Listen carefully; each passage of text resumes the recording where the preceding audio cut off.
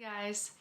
Last summer I had this epiphany about not covering up the fact that I live differently, that I spend my time doing different things that might be different from what is common.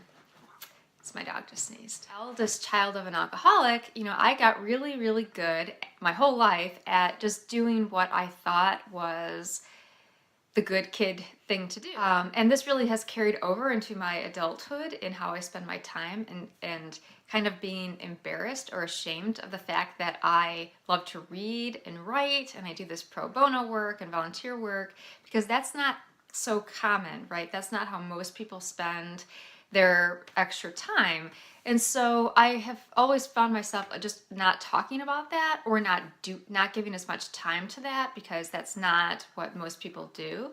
And so over these last several months in particular, I've gotten so much better at giving time for what I love to do because I've learned my only job in life is to take good care of myself.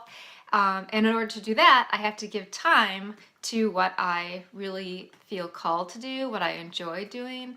And that seems really basic, but for me and probably for other people, it's not as simple as that. So you have to make decisions all the time to give time to things that you love to do and not give time to things that you think might be better for other people. Decision of, well, this person wants me to do this, but I'm going to decide to do this instead. That's hard. I still struggle with that. But answering that question, is this good for me, helps to guide that decision making. Now, there's a careful balance with that because you still need to be good to the people in your lives, but it's really that balance that you always have to strive for. And then also just recognizing that it's awesome to just do what you love to do, and that doesn't matter that that's not the common thing to do. So you don't have to do these things that most people seem to like to do. You get to do whatever you want to do. That's the beauty of this ticket to freedom in grown-up land. And so recently I've been thinking about that and also answering the questions more honestly. So I was kind of laughing reading a post by Mariah Haberman, who is the co-host of a show called Discover Wisconsin. And I had come to know her because she is the kid of an alcoholic and, like me, has talked about it and the experiences and how it has shaped who she is today. I think at one point she was also Miss Wisconsin. And so throughout her 20s, she didn't really date anyone. So she constantly had these questions about that, like, why aren't you dating anyone? Why aren't you married yet? And even some of her loved ones were like questioning her sexual identity because of that. And she really wanted to answer the question in the way that I want to answer it, which is, I am really busy building this life that I want and taking good care of myself and doing different things that I want to do. And if I can find a guy can be part of that life that I'm building, who fits me, awesome. But I'm not worried about constantly being in a relationship or needing that to be a part of the life that I'm building right now. But instead of answering that question honestly like that, she would often avoid the answer or make a joke, which is what I'm really good at with my self-deprecating humor, that I'm too picky and these things that I use to just change the subject when that question comes. But I have noticed over the last several months that I've gotten a lot better about answering that question.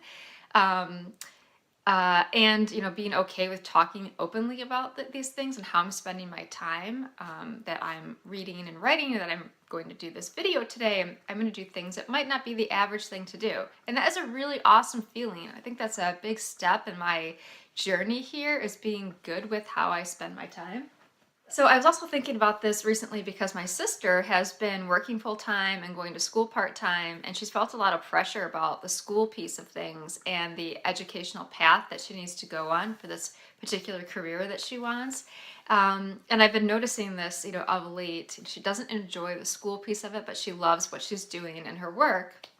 And so she decided today to go a bit of a different educational path, which is awesome. And I totally encouraged it because, again, if you're taking good care of yourself, you have to make tough decisions like that may not and probably are not in line with what society says, that you need this particular degree for this career and all of that. So that was a big step for her, and I think strides have been made in our family as a whole. So that's my biggest accomplishment I think of late in my journey, is just this being good with how I spend my time. Probably right now my biggest challenge that I have going is my day job, my normal career job, because I am really always struggling with feeling the need to put in more hours to do more and more because of, I know, my experiences as the kid of an alcoholic, always feeling like I should be doing more and more. And so it's really a struggle for me right now to disconnect from work, to recognize I put in so many hours every day and I just simply don't have more hours in the day to give. That's my biggest challenge. But if I can keep asking myself that question, is this good for you? That really helps the decision making.